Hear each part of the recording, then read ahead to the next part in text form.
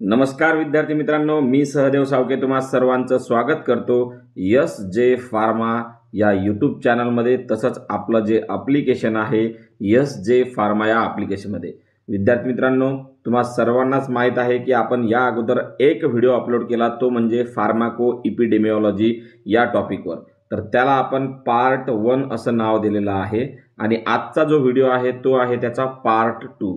Okay, तर मागच्या व्हिडिओमध्ये आपण काय केलं, जे बेसिक कन्सेप्ट होत्या फार्माको इपिडेमिओलॉजीच्या ते सर्व डिस्कस केलेले आहेत आणि त्याच्यामध्ये काही 2-4 महत्त्वाचे MCQs जे होते ते सुद्धा आपण काय केले बघितलेले आहे. कन्सेप्ट डिस्कस करत असताना त्या कन्सेप्टवर कशा प्रकारचा प्रश्न तुम्हाला पेपरमध्ये येऊ शकतो ते सुद्धा आपण काय केलेलं आहे बघितलेलं आहे. आजच्या व्हिडिओमध्ये आपण काय बघणार, त्या मागच्या व्हिडिओमधले जे कन्सेप्ट होते त्यावरच काही प्रश्न आजच्या व्हिडिओमध्ये विचारलेले आहेत आणि top 25 MCQs multiple choice questions आपण काय करणार आहोत बघणार आहोत आणि त्याचे आन्सर सुद्धा एक्सप्लेन करणार आहोत. तर तुमचा वेळ न घेता आपण सुरू करूया आपल्या पहिल्या MCQ साठी. काय आहे पहिला MCQ? What is the main focus of pharmacoepidemiology. मागच्याच व्हिडिओमध्ये मी तुम्हाला सांगितलं की फार्माको इपिडेमिओलॉजी हे जे आहे हे 2 शब्दांपासून बनलेलं आहे. एक म्हणजे फार्माकोलॉजी, त्याला आपण क्लिनिकल फार्माकोलॉजी किंवा फार्मसी म्हणतो, आणि दुसरं असतं इपिडेमिओलॉजी. तर एपिडेमिओलॉजीमध्ये डिसीजची स्टडी वगैरे केल्या जाते, डिसीज कसा होतो, त्याचा पॅटर्न काय आहे, कुठे होत आहे, कशामुळे होत आहे, हे सगळी स्टडी त्याच्यामध्ये करतात. आणि क्लिनिकल फार्माकोलॉजीमध्ये काय करतात, तर लार्ज पॉप्युलेशनमध्ये आपला जो ड्रग आहे त्याचा इफेक्ट कसा भेटतो, त्या डिसीजमध्ये कसा यूज केला जातो, त्याचे रिझल्ट काय भेटतात, आउटकम काय असतात, हे सगळं त्या फार्माको इपिडेमिओलॉजीमध्ये काय करतात, स्टडी करतात. मग मेन फोकस काय आहे त्याचा, तर आपल्याला या प्रश्नाच्या 4 ऑप्शनमधून ओळखायचं आहे. ड्रग डिस्कवरी याचा मेन फोकस आहे का? बिलकुल नाही. फार्माको इपिडेमिओलॉजीचा हा मेन फोकस नाही आहे.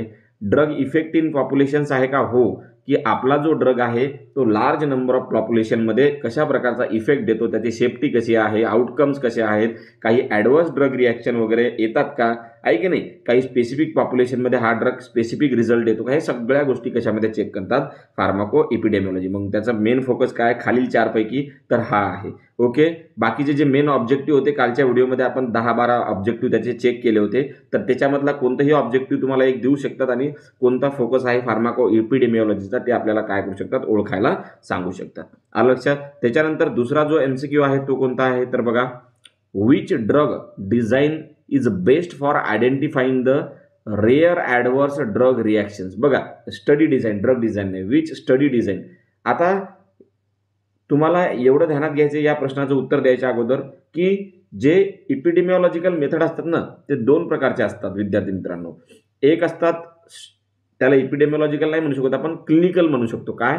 एक म्हणू शकतो क्लिनिकल ट्रायल्स. ओके, आणि दुसरी असतं क्लिनिकल फार्माकोलॉजी, आणि ती क्लिनिकल फार्माकोलॉजी प्लस इपिडेमिओलॉजी एकत्र करून त्याला फार्माको इपिडेमिओलॉजी म्हणतात. तर क्लिनिकल फार्माकोलॉजी, ओके, किंवा आपण फार्मॅको इपिडेमिओलॉजी त्याला म्हणू, फार्मॅको इपिडेमिओलॉजी त्याला म्हणू. आता क्लिनिकल ट्रायल्समध्ये काय होतं, एकदम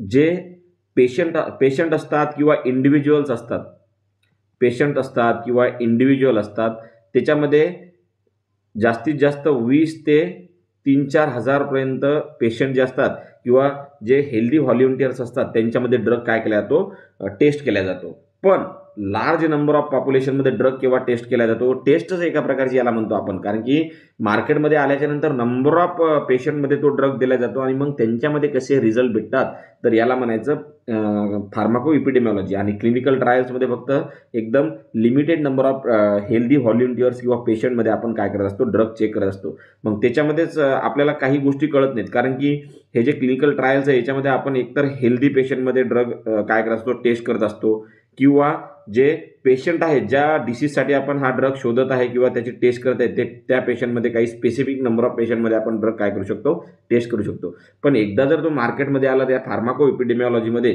तो ड्रग आपण मॅक्झिमम लोकांमध्ये म्हणजे लार्ज नंबर ऑफ पॉप्युलेशनमध्ये एकतर चेक करू शकतो, व्हेरायटी ऑफ पेशंटमध्ये यूज करू शकतो एजनुसार, जसं की काही पिडियाट्रिकमध्ये पण ड्रग यूज केले जातात. मग पिडियाट्रिक क्लिनिकल ट्रायल्स आपण पिडियाट्रिक पेशंटमध्ये करत नाही. ओके, जेरियाट्रिक पेशंट म्हणजे जे एकदम म्हातारे पेशंट आहेत त्यांच्यामध्ये सुद्धा आपण काय करत नाही, ड्रग टेस्ट करत नाही. मग अशा लोकांमध्ये या ड्रगचा काही साईड इफेक्ट आहे का, हे आपल्याला केव्हा कळतं, तर या इपिडेमिओलॉजीमध्ये. ओके, तर एवढं सांगायचं तुम्हाला, एवढंच म्हणणं होतं की ही जी क्लिनिकल ट्रायल्स असतात त्याला एक्सपेरिमेंटल स्टडी म्हणतात काय म्हणतात, एक्सपेरिमेंटल स्टडी. जे क्लिनिकल ट्रायल्स असतात त्याला म्हणतात एक्सपेरिमेंटल स्टडी. आणि जे आपले फार्मसी इपिडेमिओलॉजी किंवा फार्माको इपिडेमिओलॉजी आहे त्याला म्हणतात ऑब्झर्वेशनल स्टडी.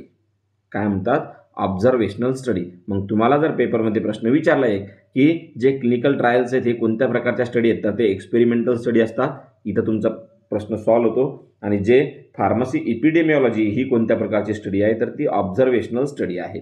ओके. मग आता हे जे फार्मसी इपिडेमिओलॉजी असते ना, तर ती ऑब्झर्वेशनल स्टडी आहे. हे तुम्हाला माहीत झालं ऑब्झर्वेशनल स्टडी. ओके. मग ऑब्झर्वेशनल स्टडी ही दोन प्रकारची असते. एक म्हणजे डिस्क्रिप्टिव्ह, एक असते डिस्क्रिप्टिव्ह आणि दुसरी असते विद्यार्थी मित्रांनो ॲनालिटिकल.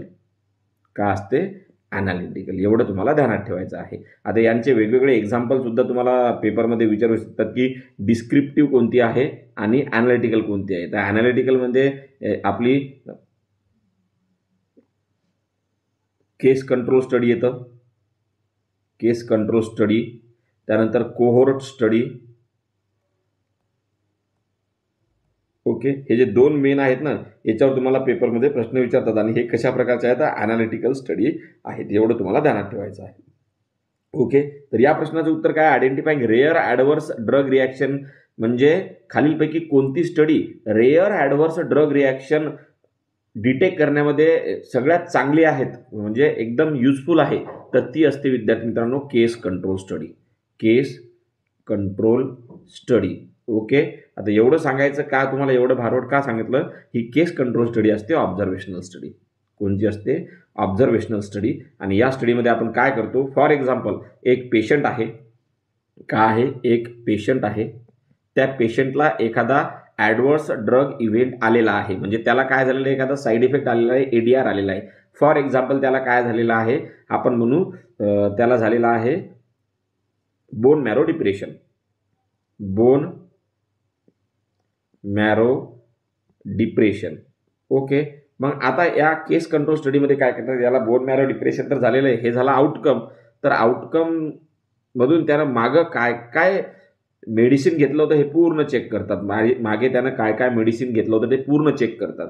आलं लक्षात. मग याला कोणती स्टडी म्हणायची, रिट्रोस्पेक्टिव्ह स्टडी. रिट्रोस्पेक्टिव्ह स्टडी. ओके. मग तुम्हाला जर पेपरमध्ये आलं की ही जी केस कंट्रोल स्टडी आहे, जी की रेअर ॲडव्हर्स इव्हेंट शोधण्यासाठी खूप महत्त्वाची आहे, चांगली आहे, तर ती कोणत्या प्रकारची स्टडी आहे, तर ती कोणती आहे, रिट्रोस्पेक्टिव्ह ऑब्झर्वेशनल स्टडी. म्हणजेच काय, आपण ऑब्झर्व करतो मागचा त्याचा पूर्ण डाटा, त्याला म्हणायचं रिट्रोस्पेक्टिव्ह ऑब्झर्वेशनल स्टडी. ओके. त्यानंतर तिसरा प्रश्न आहे, the term incidence rate refers to. कालच्याच व्हिडिओमध्ये आपण, या अगोदरच्याच पार्ट 1 या व्हिडिओमध्ये आपण इन्सिडन्स रेट म्हणजे काय हे सर्व काय केलं होतं, बघितलं होतं. इन्सिडन्स रेट म्हणजे काय, न्यू केसेस कोणत्याही ॲडव्हर्स ड्रग इव्हेंटच्या, म्हणजे एक जो ड्रग आहे तर जो एखाद्या पेशंटला जर दिला किंवा एखाद्या व्यक्तीला दिला, तर किती व्यक्तींमध्ये तो दिला आणि किती व्यक्तींमध्ये त्याचा ॲडव्हर्स ड्रग रिॲक्शन दिसून आला. मग जेवढ्या व्यक्तींमध्ये ॲडव्हर्स ड्रग रिॲक्शन दिसून आला, नवीन व्यक्तींमध्ये, न्यू केसेस त्याचे किती आहेत त्या ADRचे, त्याला म्हणायचं काय, त्याला म्हणायचं इन्सिडन्स रेट म्हणायचं न्यू केसेसला. आणि हा कसा करतात मी कालच तुम्हाला सांगितलं होतं की न्यू केसेस किती आहेत, तर फॉर एक्झाम्पल 10 लोकांना तो ॲडव्हर्स ड्रग रिॲक्शन झाली त्याची, आणि 100 लोकांमध्ये आपण तो काय केला होता, दिला होता. Okay, drug. मग 100 लोक काय झाले, तर एवढ्या लोकांमध्ये आपण दिला आणि एवढ्या लोकांमध्ये तो झाला, गुणिला 100. मग हे 100 आणि हे 100 काय होईल, कट होईल, म्हणजे जे 10% त्याचा काय झाला, इन्सिडन्स रेट झाला. ओके. मग याच्यावरून तुम्ही काय कळू शकता, the term incidence rate refers to total cases in population का, तर नाही, टोटल केसेसला आपण प्रिव्हॅलन्स म्हणतो. काय म्हणतो, प्रिव्हॅलन्स. म्हणजे पूर्ण जे न्यू केसेस आणि ओल्ड केसेस, म्हणजे सध्या किती लोकांमध्ये हा ॲडव्हर्स ड्रग रिॲक्शन दिसत आहे, जेवढ्या लोकांमधून दिला तेवढ्या लोकांपैकी कितीमध्ये दिसत आहे त्याला आपण प्रिव्हॅलन्स म्हणतो. पण सध्या नवीन केसेस किती आहेत त्याला इन्सिडन्स म्हणतो. तर मग new cases in time period म्हणजे 2 नंबरचं जे आहे ते राईट आन्सर राहील आपलं. ओके. म्हणजेच काय, new cases in time period of adverse drug reaction developed by the specific drug, आहे का नाही, among the peoples whom the drug is given. म्हणजे जेवढ्या लोकांना ड्रग दिला त्यांच्यापैकी न्यू किती लोकांना हा साईड इफेक्ट आला त्याला म्हणायचं इन्सिडन्स रेट. ओके. एवढं तुम्हाला ध्यानात ठेवायचं आहे. त्याच्यानंतर which term define the probability that the drug causes an adverse drug reaction, त्याला कॅज्युअलिटी आपण म्हणू शकतो. कॉजॅलिटी किंवा कॅज्युअलिटी तुम्हाला जे म्हणायचं ते म्हणू शकता. CAUSALITY म्हणजेच कॅज्युअलिटी म्हणजे काय, या ड्रगनं हा ॲडवर्स ड्रग रिॲक्शन होतो तर ती प्रॉबॅबिलिटी किती आहे याला आपण काय म्हणू शकतो, कॅज्युअलिटी म्हणू शकतो. ओके, म्हणजेच ऑप्शन नंबर सी काय राहील आपलं, राईट आन्सर राहील. म्हणजेच probability that drug causes the adverse drug reaction, म्हणजेच हा ड्रग ही ॲडवर्स ड्रग रिॲक्शन याच्यापासून या ड्रगपासून होऊ शकतो त्याला म्हणायचं कॅज्युअलिटी. ओके, तर एवढं तुम्हाला ध्यानात ठेवायचं आहे. आता कॅज्युअलिटी ओळखण्यासाठी की बाबा या ड्रगपासून हा ADR होऊ शकतो म्हणजेच याला कॅज्युअलिटी असं म्हणतात. ओके, तर हे कॅज्युअलिटी असेस करण्यासाठी ओळखण्यासाठी काही मेथड्स असतात. त्याच्यामध्ये एक नरॅन्झो मेथड असते, नरॅन्झो अल्गोरिथम म्हणतो आपण त्या, नरॅन्झो टेक्निक किंवा नरॅन्झो अल्गोरिथम. याच्यामध्ये काय असतात, स्पेसिफिक प्रश्न असतात काही. ओके, त्याच्यावरून एक काय निघत असतो, मार्क निघत असतात. त्याचे मार्क म्हणू शकतो किंवा फॉर एक्झाम्पल 10 प्रश्न विचारतात, त्याच्यामध्ये यस किंवा नो किंवा डोंट नो अशा प्रकारचे उत्तर तुम्हाला द्यायचे असतात. म्हणजे फॉर एक्झाम्पल तुम्ही हा ड्रग घेतल्याच्या नंतर तुम्हाला ही रिॲक्शन आली का, मग त्याच्यामध्ये जर तुम्ही येस म्हटलं तर तुम्हाला तिथं 1 पॉईंट भेटेल. मग हा ड्रग थांबवल्याच्या नंतर ही रिॲक्शन थांबली का, तर मग त्याच्यासाठी जर तुम्ही हो म्हटलं तर डबल 1 पॉईंट भेटेल. म्हणजे अशा प्रकारे रेशिओ काढला जातो त्याचा, आणि त्याच्यावरून की या ड्रगमुळेच हा ॲडव्हर्स ड्रग रिॲक्शन झाला म्हणजे कॅज्युअलिटी आपल्याला ओळख होईल. तर हे वेगवेगळ्या मेथड असतात. नरॅन्झो मेथड असते, त्याच्यानंतर उपसाला मॉनिटरिंग सेंटर जे आहे त्याची पण एक मॉनिटरिंग मेथड आहे. ओके, एवढं तुम्हाला ध्यानात घ्यायचं आहे. मग आता इथं मी आत्ता जे सांगितलं नरॅन्झो अल्गोरिथम इज यूज फॉर कशासाठी, कॅज्युअलिटी ओळखण्यासाठी की बाबा या ड्रगपासून हा ॲडव्हर्स ड्रग रिॲक्शन होण्याचे चान्सेस आहेत किंवा होतो, हे कशावरून ओळखू शकतो आपण, या नरॅन्झो टेक्निकवरून ओळखू शकतो. CA नरॅन्झो या सायंटिस्टनं 1981 आहे का 84 मला माहीत नाही, कन्फर्म माहीत नाही, तुम्ही बघून घ्या, चुकू शकते माझं. तर त्यांनी काय केलं होतं, ही टेक्निक शोधून काढली होती. ओके, तर बघा डिटरमाइनिंग ड्रग कॉस्ट नरॅन्झो अल्गोरिथम याच्यासाठी यूज करतात का, नाही. डायग्नोसिंग डिसीज नाही. असेसिंग ADR कॅज्युअलिटी, बाबा ADR कशामुळे होतं ते असेस करण्यासाठी काय करतात, नरॅन्झो टेक्निक यूज करतात. म्हणजे ऑप्शन नंबर सी आपला काय राहील, राईट आन्सर राहील. ओके, त्यानंतर आहे विद्यार्थी मित्रांनो, which is not a part of pharmacoepidemiology. आता फार्माको इपिडेमिओलॉजीमध्ये नेमकं काय काय स्टडी करतात हे आपण कालच्या व्हिडिओमध्ये बघितलं. तर मग आपण आता बघू याचं उत्तर काय. बघ, फार्माको इपिडेमिओलॉजीमध्ये काय नाही येणार हे आपल्याला ओळखायचं आहे. पहिला प्रश्न, पहिलं काय आहे MCQचं option monitoring adverse drug event, तर हे बरोबर राहणार आहे, हे तर आपलं उत्तर राहणारच नाही. ड्रग युटिलायझेशन स्टडी याच्यामध्ये करतो का, हा पार्ट आहे काय फार्माको, हो आहे. फार्मॅकोकायनेटिक याचा पार्ट नाही आहे, तर हे आपलं काय राहील विद्यार्थी मित्रांनो, बरोबर उत्तर राहील. ओके, म्हणजेच ड्रग ॲडव्हर्स रिॲक्शन जे आहे ते मॉनिटर केल्या जातात फार्माको इपिडेमिओलॉजीमध्ये. ड्रग युटिलायझेशन स्टडी सुद्धा केल्या जाते आणि पोस्ट मार्केटिंग सर्व्हिलन्स सुद्धा केले जाते. म्हणजे हे तिन्ही आपले उत्तर नसणार आहेत. आपल्याला जे नाही या फार्माको इपिडेमिओलॉजीचा पार्ट ते ओळखायचे, म्हणजे फार्मॅको कायनेटिक हा त्याचा पार्ट नाही, म्हणून आपला ऑप्शन काय राहील, ऑप्शन नंबर सी राहील. ओके, त्यानंतर विद्यार्थी मित्रांनो, the WHO collaborating centre define daily dose. Okay, म्हणजे डिफाईन डेली डोज म्हणजे काय, according to the WHO collaborating centre. तर डिफाईन डेली डोज म्हणजे काय, रोज एक व्यक्ती किती मेंटेनन्स डोज घेतो. ओके, तर त्याला काय म्हणायचं, डिफाईन डेली डोज. मग स्पेसिफिक याचं उत्तर आपल्याला ओळखायचं आहे. स्पेसिफिक डोज आहे का, तर हे नाही. मॅक्झिमम सेफ डोज आहे का, नाही. Average maintenance dose per day तो किती घेतो त्याला म्हणायचं define daily dose according to the WHO collaborating centre. Okay, एवढं तुम्हाला ध्यानात ठेवायचं आहे. टोटल 25 MCQ आपल्याला बघायचे आहेत. आता नेमकं 7वा चालू आहे, याच्यानंतर आपले चांगले चांगले MCQ सुद्धा येणार आहेत. ओके, तर तुम्हाला ते बघायचे आहेत. तर बघा आता 8वा MCQ आहे. MCQ काय आहे, spontaneous reporting systems help in. बघा, कंटिन्युअसली किंवा स्पॉन्टेनियस जे रिपोर्टिंग सिस्टीम आहे ADR रिपोर्ट करण्याची, तर ते नेमकं काय हेल्प करतं, कशामध्ये हेल्प करतं आपल्याला, ड्रग सिंथेसिसमध्ये हेल्प करतं का, नाही, बिलकुल चुकीचं आहे. मार्केटिंग ड्रग मार्केटिंग करण्याचं काम करतं का, बिलकुल चुकीचं आहे. Detecting new adverse drug reaction करतं का, हो. Spontaneous reporting system help in detecting new adverse drug reactions, तर हे काय आहे आपलं आन्सर आहे. एवढं तुम्हाला ध्यानात ठेवायचं आहे.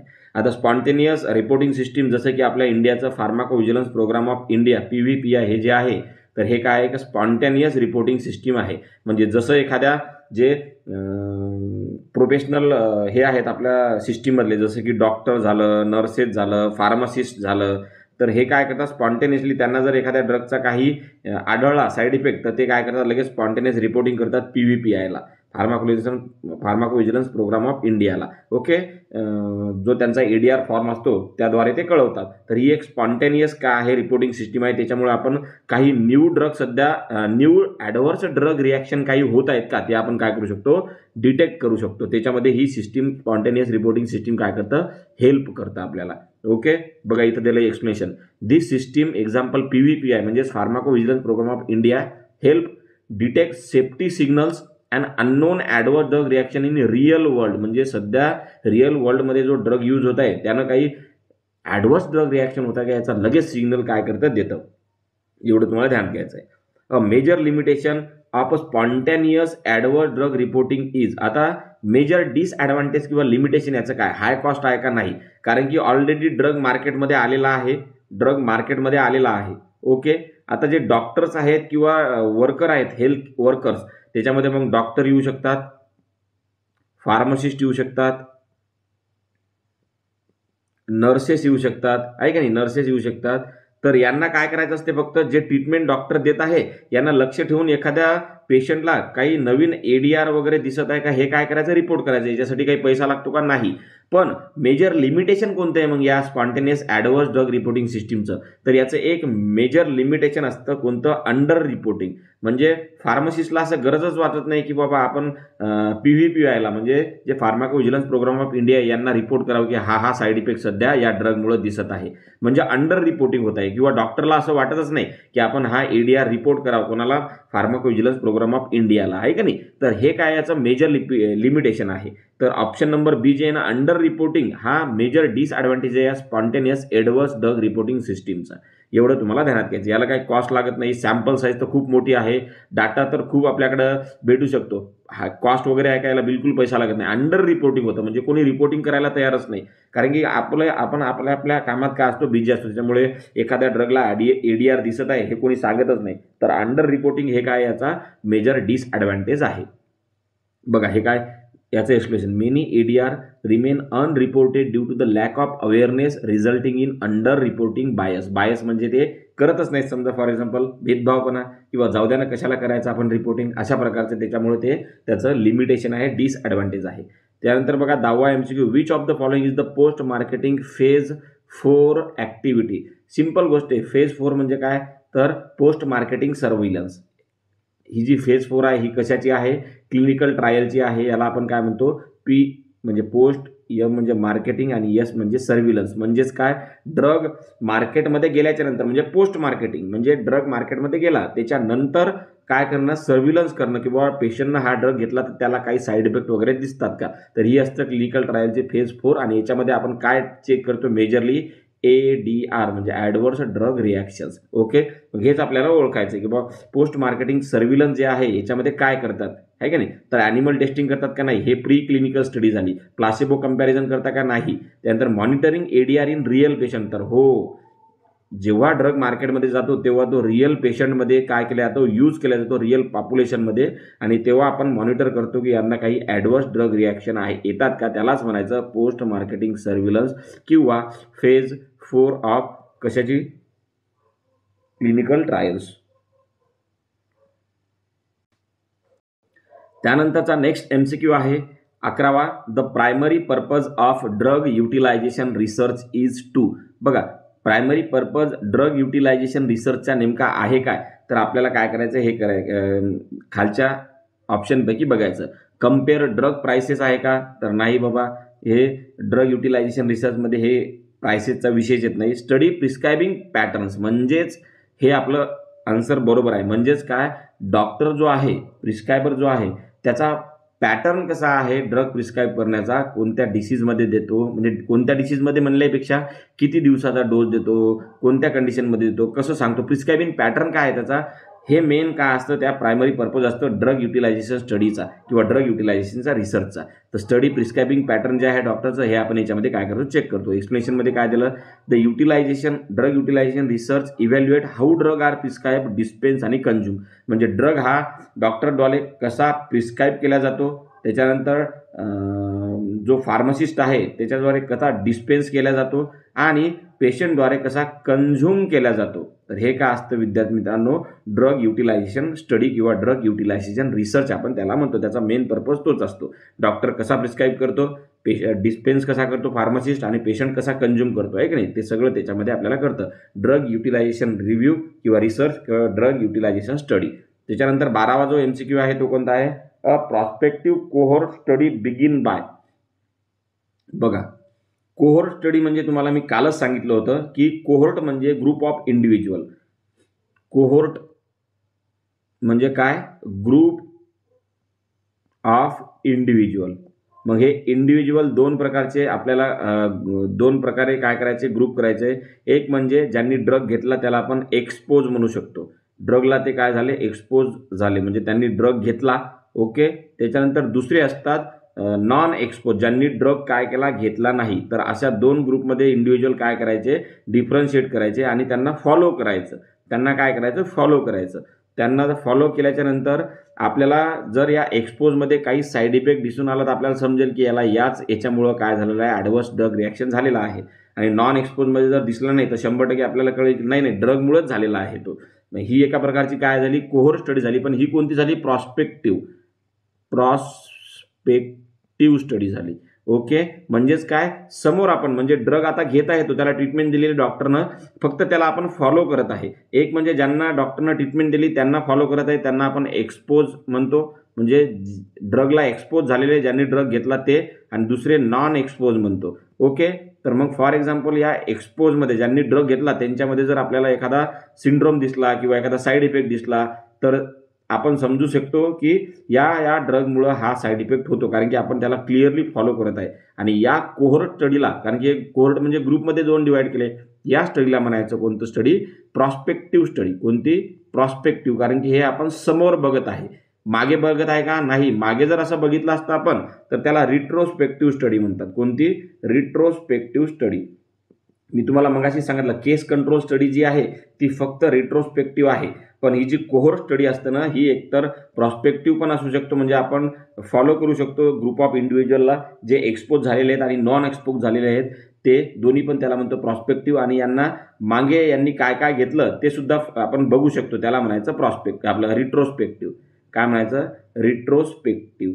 आणि हे आपण कुठून सुरू करतो, तर आपल्याला काय आढळून आलेलं आहे त्याच्यावरून आपण सुरू करतो. फॉर एक्झाम्पल बघा, the prospective cohort study begins by finding patient with ADR का, तर नाही, following subject based on drug exposure. म्हणजेच काय, तर ड्रग एक्सपोजरच्या बेसिसवर आपण त्यांना फॉलो करतो की कोणते ड्रगला एक्सपोज झालेले आहेत आणि कोणते एक्सपोज झालेले नाहीत. ओके. त्याच्यावरून आपण ते काय करतो, स्टडी करतो. कोणती, प्रॉस्पेक्टिव्ह. आणि रिट्रोस्पेक्टिव्ह म्हणजे काय, आउटकम पासून बिगिन होते. ही कशापासून होते, एक्सपोजर नॉन एक्सपोजरपासून चालू होती प्रॉस्पेक्टिव्ह. आणि रिट्रोस्पेक्टिव्ह कुठून चालू होते, तर आउटकमपासून. म्हणजे नेमका साईड इफेक्ट काय झालेला आहे, आउटकम म्हणजे साईड इफेक्ट. त्याला साईड इफेक्ट दिसलेला आहे. कोणता साईड इफेक्ट दिसला, फॉर एक्झाम्पल लंग कॅन्सर झालेला आहे एका पेशंटला. ओके. मग आपण काय करतो माहिती आहे का, ही स्टडी करण्यासाठी दोन ग्रुपमध्ये इंडिव्हिज्युअलमध्ये काय करतो, स्टडी करतो. एक म्हणजे काय, स्मोकिंग आणि नॉन स्मोकिंग. नॉन स्मोकिंग म्हणजे स्मोक करणारे आणि नॉन स्मोक करणारे यांचा आपण मागचा डाटा बघतो की हा किती वर्षापासून काय करत आहे, स्मोकिंग करत आहे. ओके. आणि हे तर स्मोकिंग करतच नाही, कारण की याच्यामध्ये समजा किंवा नॉन स्मोकरला पण आपण काय करतो, त्यांचा स्टडी करतो की याला नेमकं जेव्हा हॉस्पिटलमध्ये हा ॲडमिट झाला तर याला नेमकं काय कशामुळं झाला हा ॲडमिट, समजा स्मोकिंगमुळे झालता का कशामुळे झालता, आहे का नाही. आणि ह्या स्मोकिंगवाल्याला तर आपण काय करतो, डायरेक्टली मागचा याचा डाटा चेक करतो की हे किती वर्षापासून स्मोक करत आहे का नाही. याला म्हणायचं रिट्रोस्पेक्टिव्ह कोहोर्ट स्टडी. एवढं तुम्हाला ध्यानात ठेवायचं आहे. बेसिक कन्सेप्ट तुम्हाला समजला असेल की जी प्रॉस्पेक्टिव्ह स्टडी असते ते एक्सपोज आणि नॉन एक्सपोज जे सब्जेक्ट आहेत किंवा इंडिव्हिज्युअल आहेत किंवा कोहोर्ट आहेत त्यांच्यापासून सुरुवात होते. आणि जी रिट्रोस्पेक्टिव्ह आहे ती आउटकमपासून सुरुवात होते. म्हणजे त्याला ऑलरेडी ADR झालेला असतो, त्याला फक्त मागचा डाटा आपल्याला चेक करायचा. पण दोन्ही प्रकारे, एक्सपोजवाला आणि नॉन एक्सपोजवाला. ओके. एवढं तुम्हाला ध्यानात ठेवायचं आहे. त्याच्यानंतर बघा, the signal in pharmacovigilance refers to. Signal भेटला म्हणजेच काय, की कोणती तरी न्यू ADR आपल्याला दिसून येत आहे, न्यू ADR दिसत आहे. मग हे लगेच आपल्याला समजायला पाहिजे फार्माकोव्हिजिलन्समध्ये सिग्नल म्हणजेच काय, तर कन्फर्म ADR आहे का, नाही. सिग्नल म्हणजे न्यू ADR, काय न्यू ADR आपल्याला दिसून येत आहे सिग्नल म्हणजे. ओके. अनप्रूव्हन मार्केटिंग क्लेम आहे का, नाही. Hypothesis of a possible drug event relation म्हणजे पॉसिबली या ड्रगपासून हा साईड इफेक्ट आपल्याला दिसू शकतो, हे आपल्याला त्या सिग्नलमुळे कळतं. तर आपला ऑप्शन नंबर सी काय राहील, बरोबर राहील. त्याच्यानंतर which is the most suitable method to study the rare drug induce cancers. बघा, रेअर सिंपल गोष्ट आहे, ड्रग इंड्यूस कॅन्सर, समजा हे कॅन्सरची स्टडी म्हणून तर कॅन्सरचं आन्सर दिलं, पण जे रेअर साईड इफेक्ट असतात ना, रेअर साईड इफेक्ट किंवा रेअर ADR त्याला आपण म्हणू, काय रेअर ADR, तर याच्यासाठी एक बेस्ट स्टडी आहे, ती म्हणजे कोणती, केस कंट्रोल स्टडी. कोणती, केस कंट्रोल स्टडी. म्हणजे ऑप्शन नंबर आपला कोणतं राहील, सी बरोबर राहील. आता केस कंट्रोल स्टडी कशी असते विद्यार्थी मित्रांनो, तर बघा, एक पेशंट आहे, त्या पेशंटला जस्ट काय डायग्नोज झालं, तर त्याला डायग्नोज झालं लंग कॅन्सर. त्याला काय डायग्नोज झालं, लंग कॅन्सर. मग आता त्याला लंग कॅन्सर तर झालेला आहे, आणि किंवा रेअर कॅन्सर तर स्मोकिंग वगैरे याच्यामुळे, तर रेअर फॉर एक्झाम्पल एखादं म्युकोरमायकोसिस मागे, म्युकोरमायकोसिस हा एक काय होत होता, साईड इफेक्ट होत होता, जेव्हा आपण हे कोविडचे पेशंट वगैरे बघत होतो, आहे की नाही. कोविडच्या पेशंटमध्ये म्युकोरमायकोसिस हा एक साईड इफेक्ट होत होता. मग हा काय झालेला, एक रेअर साईड इफेक्ट आहे, प्रत्येकाला होतो का, नाही. मग आता याच्यामध्ये काय करायचं, केस कंट्रोल स्टडी करायची. म्हणजेच हे म्युकोरमायकोसिस झालेला जो पेशंट आहे, काय म्युकोरमायकोसिस झालेला जो पेशंट आहे, यानं मागील दिवसांमध्ये कोणकोणते ड्रग घेतले हे पूर्ण त्याचा स्टडी करणं, चेक करणं, याला म्हणायचं काय म्हणायचं, केस कंट्रोल स्टडी. याला म्हणायचं केस कंट्रोल स्टडी. ओके, याला म्हणायचं केस कंट्रोल स्टडी. पण ही एका प्रकारची फक्त कोणती राहते, रिट्रोस्पेक्टिव्ह, मागचं चेक करतात. ओके, रिट्रोस्पेक्टिव्ह. मग आता हा जो पेशंट आहे याला झालेला आहे, याच्यामध्ये पण चेक करतात, आणि ज्याला नाही झाला त्यानं नेमकं काय काय घेतलं म्हणून त्याला नाही झाला हे सुद्धा चेक करतात. म्हणून त्याला केस म्हणजे जी आपली केस आहे, ज्याला ADR झाला तो, आणि कंट्रोल म्हणजे ज्यांना नाही झाला असा कंट्रोल ग्रुप, दोघांचेही डाटा चेक करतात मागचा. ओके, कशासाठी, रेअर साईड इफेक्टसाठी. मग तुम्हाला जर पेपरमध्ये प्रश्न विचारला की रेअर साईड इफेक्टसाठी खालीलपैकी इपिडेमिओलॉजीची कोणती मेथड सगळ्यात बेस्ट आहे, तर ती आहे केस कंट्रोल स्टडी. कोणती, केस कंट्रोल स्टडी. एवढं तुम्हाला ध्यानात घ्यायचं आहे. ओके, म्हणजे ऑप्शन नंबर बी काय राहील आपलं, राईट आन्सर राहील की रेअर साईड इफेक्ट जे आहे ड्रग इंड्यूस कॅन्सर किंवा साईड इफेक्ट, त्याच्यासाठी केस कंट्रोल स्टडी खूप बेस्ट आहे. बघा, case control study are the ideal for rare आणि long latency outcome like cancer. म्हणजे खूप दिवसानंतर होणारा एखादा साईड इफेक्ट जर असेल तर त्याच्यामध्ये आपण त्याचा मागचा पूर्ण डाटा चेक करू शकतो, मागच्या 10 वर्षाचा, आणि त्यानं काय काय घेतलं त्याच्यावरून आपल्याला समजेल की याच्यामुळे याला हा ADR झालेला आहे. तर ही जी केस कंट्रोल स्टडी आहे ना, ही बेस्ट आहे कशासाठी, रेअर साईड इफेक्ट शोधण्यासाठी. एवढं तुम्हाला ध्यानात घ्यायचं आहे. 15वा MCQ आहे, अजून 10 MCQ राहिलेले आहे, टोटल 25 MCQ आहेत. ओके, 15वा MCQ काय म्हणतो, what is the major strength of cohort study. Major strength काय आहे कोहोर्ट स्टडीची. कोहोर्ट स्टडीबद्दल मी तुम्हाला माहिती सांगितली, तर चीप आणि फास्ट आहे का, तर नाही. कोहोर्ट स्टडी खूप महागडी आहे आणि टाइम कन्झ्युमिंग आहे. एक तर पहिली गोष्ट म्हणजे, कारण की आपण जे एक्सपोज झालेले काही जसं की प्रॉस्पेक्टिव्ह कोहोर्ट स्टडी जर घेतली तर याच्यामध्ये आपण काय करतो, एक म्हणजे जो ड्रग घेत आहेत आणि दुसरे म्हणजे जे ड्रग घेत नाहीत आहेत, या दोघांनाही आपण 10-10, 15-15 वर्षासाठी पाहतो की यांच्यामध्ये नेमकं काय होतं, यांच्यामध्ये काय होतं. म्हणजे किती टाइम कन्झ्युमिंग आहे, खूप टाइम कन्झ्युमिंग आहे आणि कॉस्टली पण आहे. ओके, तर हे आपलं उत्तर राहणार नाही. मेजर स्ट्रेंथ कोहोर्ट स्टडीची कोणते, गुड फॉर रेअर डिसीज आहे का, नाही. ही केस कंट्रोल स्टडी आहे याच्यासाठी. गुड फॉर रेअर डिसीज म्हणजे केस कंट्रोल स्टडी ही आहे. Major incidence and multiple outcome, तर हो, इन्सिडन्स आणि मल्टिपल आउटकम्स जे आहेत हे या कोहोर्ट स्टडीची मेजर स्ट्रेंथ आहे. म्हणजेच काय, तर एखाद्या ड्रगमुळं काही होत आहे का, ADR एखादा होत आहे का, त्याला आपण इन्सिडन्स म्हणतो. ते याच्यामध्ये आपण हे करू शकतो, किंवा याच्यामुळे वेगवेगळे ADR वगैरे येत आहेत का, आउटकम्स वेगवेगळे भेटत आहेत का, हे सुद्धा आपण त्याच्यामध्ये चेक करू शकतो. ओके, तर याच्यासाठी cohort study measures the incidence and multiple outcome हे त्याचं उत्तर राहील. म्हणजे मेजर स्ट्रेंथ काय आहे कोहोर्ट स्टडीची, की ते इन्सिडन्स डिटेक्ट करू शकतं आणि मल्टिपल आउटकम जे आहेत ड्रगपासून होणारे वेगवेगळे जे साईड इफेक्ट आहेत ते सुद्धा ते काय करू शकतं, चेक करू शकतं. त्याच्यानंतर 16वा MCQ आहे, what does the term pharmacovigilance mean. कालच मी तुम्हाला सांगितलं की बाबा डिटेक्शन, त्याच्यानंतर असेसमेंट आहे का नाही, त्याच्यानंतर मॅनेजमेंट आणि कंट्रोल किंवा प्रिव्हेंट काय करणं, तर ADR यांना डिटेक्ट करणं, असेस करणं, कंट्रोल करणं, प्रिव्हेंट करणं, मॅनेज करणं, याला म्हणायचं फार्माकोव्हिजिलन्स. मग सांगा खालच्या ऑप्शनमधून कोणता आन्सर राहील. तर ड्रग मार्केटिंग स्ट्रॅटर्जी राहील का, बिलकुल नाही. ड्रग प्रमोशन राहील का, बिलकुल नाही. मॉनिटरिंग सेफ्टी ऑफ ड्रग राहील का, हो. फार्माकोव्हिजिलन्स म्हणजेच काय, सेफ्टी किती आहे ड्रगची हे आपण याच्यावरून मॉनिटर करतो. सेफ्टी म्हणजेच काय, त्याला जर ADR नसला तर तो सेफ आहे, म्हणजे हेच मॉनिटर करत आहे ना. ADR मॉनिटर करणे म्हणजे ड्रग किती सेफ आहे हेच मॉनिटर करत आहे आपण. जर कोणताच ADR नाही झाला तर आपला ड्रग सेफ. ओके, तर फार्माकोव्हिजिलन्स तेच आहे. नॅशनल कोऑर्डिनेशन सेंटर कोणतं आहे, फार्माकोव्हिजिलन्स प्रोग्राम ऑफ इंडियाचं, हे तुम्हाला कमेंटमध्ये सांगायचं आहे. ओके, आणि जर एखादा ADR जर डिटेक्ट झाला फार्माकोव्हिजिलन्स प्रोग्राम ऑफ इंडियामध्ये, या नॅशनल कोऑर्डिनेशन सेंटरमध्ये, तर ते कोणाला काय करतात, त्या ADR बद्दल माहिती देतात. म्हणजेच जी ड्रग पॉलिसी आहे किंवा ते ड्रग विड्रॉल करायचं का काय करायचं, त्याचं काय करायचं, तर हे तुम्हाला म्हणजे ती जी ऑर्गनायझेशन आहे ते त्याच्याबद्दल माहिती घेतं, तर हे कोणाला सांगतात, तर ते तुम्हाला कमेंटमध्ये सांगायचं आहे.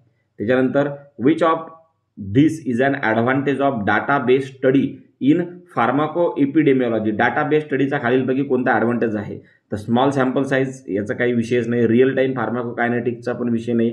लॉंग टर्म आउटकम ट्रॅकिंग्स हे त्याचा काय आहे, एक ॲडव्हान्टेज आहे, की आपण या डाटा बेसवरून आपण जे लॉंग टर्म जे काही साईड इफेक्ट किंवा ट्रॅक करू शकतो आपण ते सगळं, आहे का नाही. तर हे तुम्हाला काय करायचं आहे, बघायचं आहे.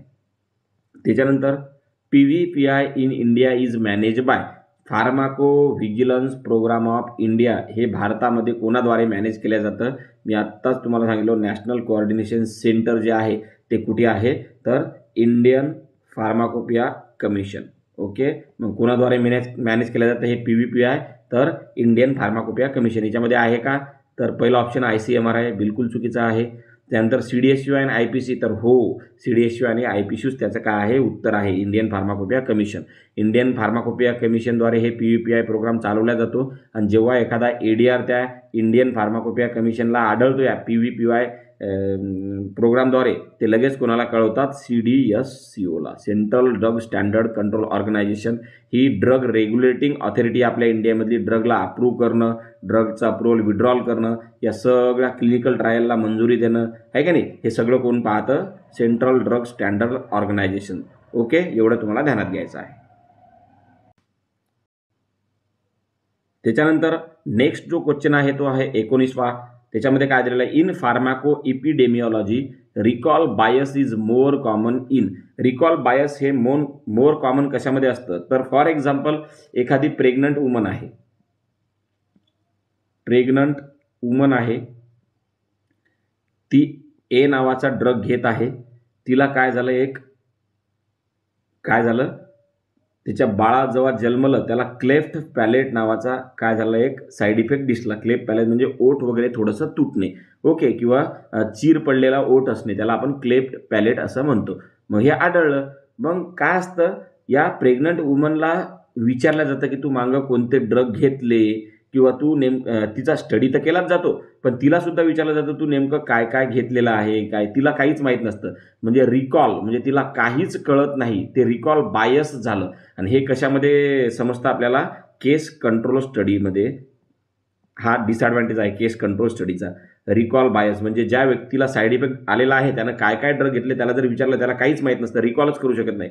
तर हे रिकॉल बायस जे आहे हे कशामध्ये आढळून येतं, केस कंट्रोल स्टडीमध्ये आढळून येतं. केस कंट्रोल स्टडीमध्ये, एवढं तुम्हाला ध्यानात ठेवायचं आहे. ओके, बघा explanation. In case control studies participant may inaccurately recall past drug exposure. त्याने नेमकं काय काय गेलेलं त्याला ध्यानातच नसतो. आपल्याला त्याचा डाटा चेक करावा लागतो ॲक्युरेटली, आहे की नाही. पण तिला जर विचारलं त्या प्रेग्नंट फिमेलला, तिला माहीतच नसते तिनं काय काय घेतलं, त्याच्यामुळे साईड इफेक्ट झालेला आहे म्हणून. Okay. And ideal pharmacovigilance system should. Pharmacovigilance system ideally कशी असायला पाहिजे किंवा म्हणजे त्याच्याबद्दल त्यांनी प्रश्न विचारलेला आहे. तर बघा, तर याचा आन्सर काय राहणार आहे की फार्माकोव्हिजिलन्स सिस्टीम कशी असायला पाहिजे. फोकस ओनली ऑन फिटल एडीआर्स, म्हणजे फक्त जे घातक ॲडवर्स ड्रग रिॲक्शन आहे का त्याच्यावरच त्यांनी लक्ष द्यायला पाहिजे का, नाही, बिलकुल असं नसतं. कोणताही एडीआर असो त्याच्यावर लक्ष द्यायला पाहिजे. बी रिॲक्टिव्ह ओनली हे आहे का, हे पण नाही, चुकीचं आहे. Actively and passively collect data. हो, हे ॲक्टिव्हली आणि पॅसिव्हली यानं एडीआरबद्दल डाटा कलेक्ट करायला पाहिजे. इग्नोर माइल्ड रिॲक्शन वगैरे नाही, हे बिलकुल नाही. कोणतीही रिॲक्शन असो ती त्यांनी ध्यानात घ्यायलाच हवी पाहिजे. म्हणजे ऑप्शन नंबर सी काय आहे आपला राईट आन्सर आहे, actively and passively collect data. Okay. Explanation काय दिलं बघा यांनी, इफेक्टिव्ह सिस्टीम यूज ॲक्टिव्ह म्हणजे सर्व्हिलन्स, पूर्णपणे ध्यान देतं त्या एडीआरवर. ड्रग जो घेत आहे कोणी त्याला पूर्ण फॉलो करतात, म्हणजे त्याला ॲक्टिव्ह सर्व्हिलन्स म्हणतात. आणि पॅसिव्ह म्हणजे काय, स्पॉन्टेनियस. एखाद्या डॉक्टरनं जर कोणता रिपोर्ट केला की या ड्रगमुळे हे एडीआर भेटत आहे, त्याला स्पॉन्टेनियस म्हणतात. आणि जी फार्माकोव्हिजिलन्स सिस्टीम आहे ती आयडियल कशी असायला पाहिजे, ती ॲक्टिव्ह पण असायला पाहिजे आणि पॅसिव्ह पण असायला पाहिजे. हे तुम्हाला ध्यानात घ्यायचं आहे. The best method to study the drug exposure during pregnancy is, कोणती आहे तर कोहोर्ट स्टडी. म्हणजेच काय, एखादी प्रेग्नंट फिमेल आहे, याच्यामध्ये ड्रग एखादा डॉक्टर प्रिस्क्राईब करत आहे. ओके. तर मग या प्रेग्नंट फिमेलला फक्त फॉलो करायचं की या प्रेग्नंट फिमेलमध्ये कोणता साईड इफेक्ट दिसून येते का. जर तो दिसून आला तर आपल्याला लगेच समजून जाईल की तो कशामुळे दिसून येत आहे, तर या ड्रगमुळे. ओके. तर ही काय आहे, प्रॉस्पेक्टिव्ह कोहोर्ट स्टडी आहे. तर प्रेग्नंट फिमेलला कोणता साईड इफेक्ट होतो का याच्यासाठी बेस्ट जी स्टडी आहे ती कोहोर्ट स्टडी आहे. मग कशी, कारण की जर क्लिनिकल ट्रायल समजा फॉर एक्झाम्पल असतात, क्लिनिकल ट्रायलमध्ये आपण प्रेग्नंट फिमेलला यूज करू शकतो का, नाही. मग एकच स्टडी आहे की जी बेस्ट आहे, ती कोणती तर कोहोर्ट स्टडी. त्याच्यामध्ये नॉर्मली ड्रग तर मार्केटमध्ये आलेलाच आहे, फक्त प्रेग्नंट फिमेलला आपल्याला काय करायचं आहे, फॉलो करायचं आहे की ज्या फिमेलनं ड्रग यूज केलेला आहे, म्हणजे ड्रगला एक्सपोज झालेली आहे, आणि अशा प्रेग्नंट फिमेल ज्यांनी ड्रग नाही घेतलेला आहे. मग जर प्रेग्नंट फिमेलमध्ये आपल्याला एखादा साईड इफेक्ट दिसून आला तर लगेच आपल्याला समजून जाईल की हिनं हा ड्रग घेतला त्याच्यामुळे हा साईड इफेक्ट तिला दिसून आला. तर कोहोर्ट स्टडी प्रेग्नंट फिमेलमध्ये खूप चांगल्या प्रकारची असते. त्यानंतर which agency manage the international drug safety database VigiBase. तर व्हीजीबेस हा जो प्रोग्राम आहे किंवा डाटाबेस जो आहे हे कोण मॅनेज करतं, उपसाला मॅनेजिंग सेंटर स्वीडनमधलं. ओके. म्हणजे UMC स्वीडन हे त्याचं काय राहील, राईट आन्सर राहील. जसं भारतामध्ये फार्माकोव्हिजिलन्स प्रोग्राम ऑफ इंडिया आहे PVPY, भारतामध्ये काही एडीआर मॉनिटर करण्यासाठी, तसंच इंटरनॅशनली विद्यार्थी मित्रांनो उपसाला मॅनेजिंग सेंटर आहे, मॅनेजमेंट सेंटर. ओके. स्वीडनमधलं, एवढं तुम्हाला ध्यानात ठेवायचं आहे. व्हीजीबेस नावाचा डाटा ते काय करतात, मॅनेज करतात. त्याच्यामध्ये जे ॲडवर्स ड्रग रिॲक्शन आहे ते मॉनिटर केल्या जातात. ओके. इथं एक्सप्लेनेशन दिलं, VigiBase is manage by the Uppsala monitoring centre Sweden on behalf of WHO द्वारे. म्हणजे WHO त्यांना काम दिलेलं आहे ते, असं समजून घ्या तुम्ही. त्याच्यानंतर बघा, drug safety monitoring during clinical use is called. बघा, drug safety monitoring during clinical use. Clinical use म्हणजे काय, डॉक्टर सध्या तो ड्रग पेशंटमध्ये यूज करत आहे. मग डॉक्टर कधी यूज करू शकतात, जेव्हा क्लिनिकल ट्रायलची फेज 1 पास केली ड्रगनं, फेज 2 पास केली, फेज 3 सुद्धा पास केली, आणि ही जी 4 फेज असते ना, ही असते विद्यार्थी मित्रांनो पोस्ट मार्केटिंग सर्व्हिलन्स. म्हणजे 3 पास केल्या क्लिनिकल ट्रायल की ड्रगला अप्रुव्हल भेटतं, मग ड्रग जातो मार्केटमध्ये, त्याला म्हणायचं फेज 4. आणि क्लिनिकल यूजमध्ये ड्रग जे ॲडवर्स म्हणजे तो आता पेशंटला देत आहेत डॉक्टर, म्हणजे क्लिनिकली यूज करत आहेत. मग हे यूज करत असताना त्या पेशंटमध्ये ॲडवर्स ड्रग रिॲक्शन मॉनिटर करणं त्याला म्हणतात ड्युरिंग क्लिनिकल यूज काय करणं, मॉनिटर करणं. आणि हे कशामध्ये होतं तर हे पोस्ट मार्केटिंग सर्व्हिलन्समध्ये होतं, म्हणजे फेज 4मध्ये होतं. PMS post marketing surveillance, phase 4 of clinical trials. एवढं तुम्हाला ध्यानात घ्यायचं आहे. म्हणजे ड्रग सेफ्टी मॉनिटरिंग, आपण त्या ड्रगचं मॉनिटरिंग करत आहे की तो किती सेफ आहे, याच्यापासून काही EDR वगैरे भेटतात का. ड्युरिंग क्लिनिकल यूज म्हणजे ड्रग अप्रूव्ह झालेला आहे, त्या क्लिनिकल यूजच्या ड्युरिंग त्याची काही जी मॉनिटरिंग करतो आपण त्याला म्हणायचं पोस्ट मार्केटिंग सर्व्हिलन्स. आणि पोस्ट मार्केटिंग सर्व्हिलन्स म्हणजेच क्लिनिकल ट्रायलची फेज 4. एवढं तुम्हाला ध्यानात घ्यायचं आहे.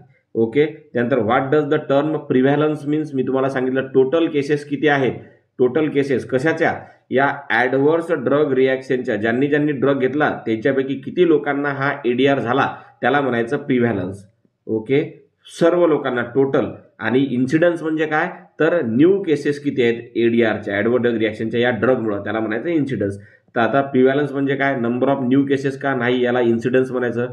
ड्रग युजेस रेट आहे का नाही, total existing cases at a point of time सध्याच्या परिस्थितीमध्ये टोटल किती केसेस आहेत की ज्यांच्यामुळे ड्रगमुळे ज्यांना ड्रगमुळे काय झालेलं आहे ADR झालेला आहे त्याला म्हणायचं प्रिव्हॅलन्स. ओके, त्याच्यानंतर बघा विद्यार्थी मित्रांनो, which method can help assess medication adherence in the legal scale study. तर कोणती मेथड तर मागचा डाटा पूर्ण चेक करणं म्हणजे refill record from pharmacy database. Adherence patient adherence म्हणलं की